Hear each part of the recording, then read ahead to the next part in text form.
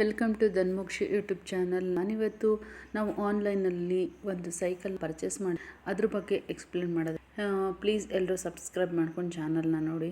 ನಾವು ಈ ಸೈಕಲ್ನ ಏನಪ್ಪ ಅಂತಂದರೆ ಈಗ ಎಲ್ಲ ದಸರಾ ಆಫರ್ ಎಲ್ಲ ಇತ್ತಲ್ಲ, ಮತ್ತು ಇವಾಗ ದೀಪಾವಳಿ ಆಫರ್ ಏನಿದೆ ಈ ಆಫರಲ್ಲೇ ಪರ್ಚೇಸ್ ಮಾಡಿದ್ದು 80% ಆಫ್ ಅಂತೇಳ್ಬಿಟ್ಟು.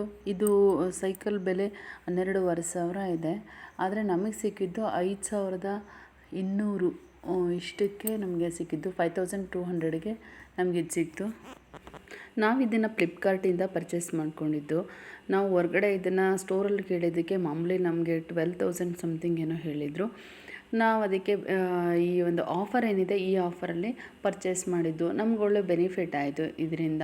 ಇದ್ರ ಸೈಕಲ್ದು ಇಂಚಸ್ 26 ಇಂಚಸ್ ಸೈಕಲ್ ಇದು.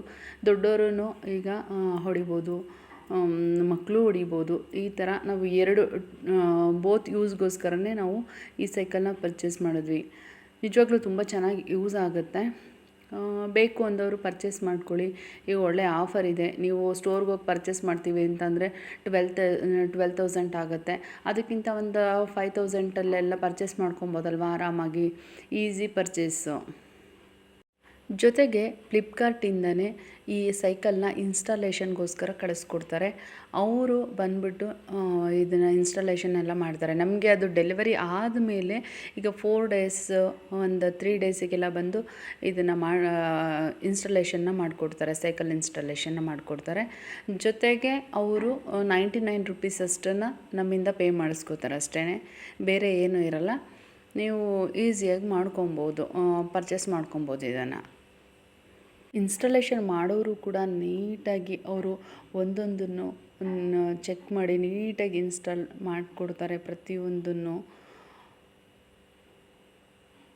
ನನ್ನ ಮಕ್ಕಳಂತೂ ಎಷ್ಟೊತ್ತಿಗೆ ಬೇಗ ಸೈಕಲ್ಲು ಇನ್ಸ್ಟಾಲ್ ಆಗುತ್ತೋ ಆ ಸೈಕಲ್ನ ಎಷ್ಟು ಬೇಗ ನಾನು ಸೈಕಲ್ನ ರೈಡ್ ಮಾಡ್ತೀನೋ ಅಂತ ವೆಯ್ಟ್ ಮಾಡ್ತಾ ಕಾಯ್ತಾ ಕೂತಿದ್ದಾನೆ ನನ್ನ ಮಗ.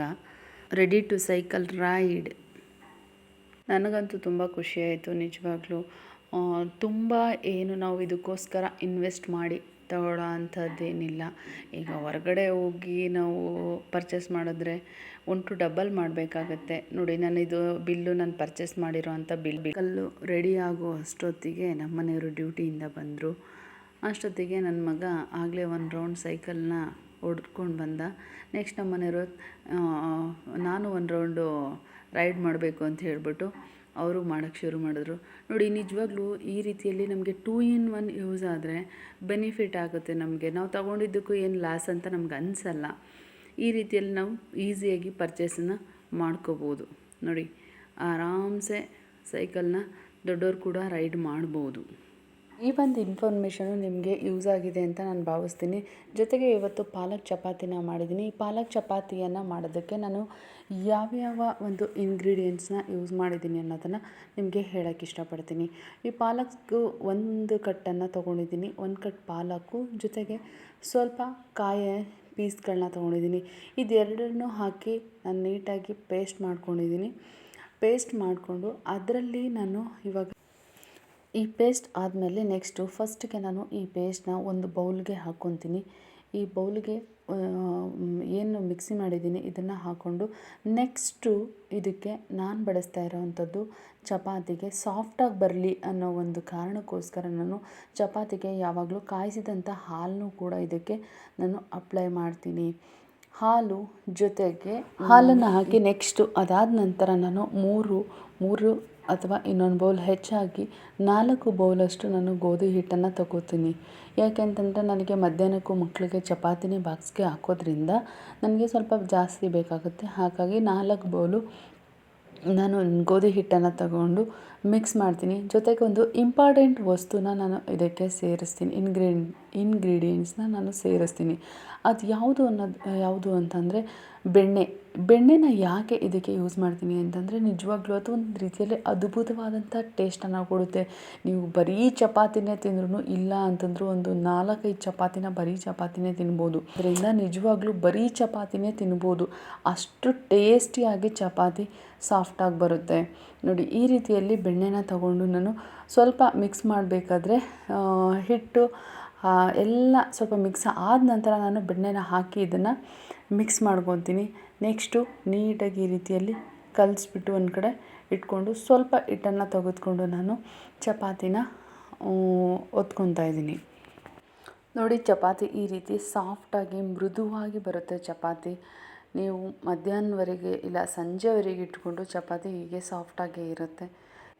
ಈ ಒಂದು ಪಾಲಕ್ ಸೊಪ್ಪನ್ನ ಉಪಯೋಗದಿಂದ ಹಲವಾರು ರೀತಿಯಲ್ಲಿ ಉಪಯೋಗಗಳಿದೆ. ಈ ಪಾಲಕ್ ಸೊಪ್ಪನ್ನ ಉಪಯೋಗವೇನೆಂದರೆ ಒಂದು ಕ್ಯಾನ್ಸರ್ನ ತಡೆಗಟ್ಟುವುದು, ಜೊತೆಗೆ ಏನಪ್ಪ ಅಂದರೆ ನಿದ್ರಾಹೀನತೆಯಿಂದ ಯಾರು ಕೊರಗ್ತಾರೆ, ಈಗ ನನಗೆ ನಿದ್ರೆ ಬರ್ತಿಲ್ಲ ಅಂತ ಯಾರು ಕೊರಗ್ತಿರ್ತಾರೆ ಅಂಥವರಿಗೆ, ಜೊತೆಗೆ ಏನಪ್ಪ ಅಂತಂದರೆ ಯಾರು ತೂಕವನ್ನು ಕಡಿಮೆ ಮಾಡ್ಕೋಬೇಕು ಅಂತ ಯೋಚನೆ ಮಾಡ್ತಿರ್ತಾರೆ ಅಂಥವ್ರು ಕೂಡ ಪಾಲಕ್ ಸೊಪ್ಪನ್ನ ಯೂಸ್ ಮಾಡ್ಬೋದು. ಮತ್ತು ರಕ್ತಹೀನತೆ ಇರುತ್ತಲ್ಲ, ರಕ್ತದ ಕೊರತೆ ಇರುತ್ತಲ್ಲ, ಯಾರಿಗೆ ರಕ್ತ ಇಲ್ಲ ಅಂತ ಹೇಳ್ತಿರ್ತಾರೆ ಅಂಥವ್ರು ಕೂಡ ಇದನ್ನು ಯೂಸ್ ಮಾಡ್ಕೊಬೋದು.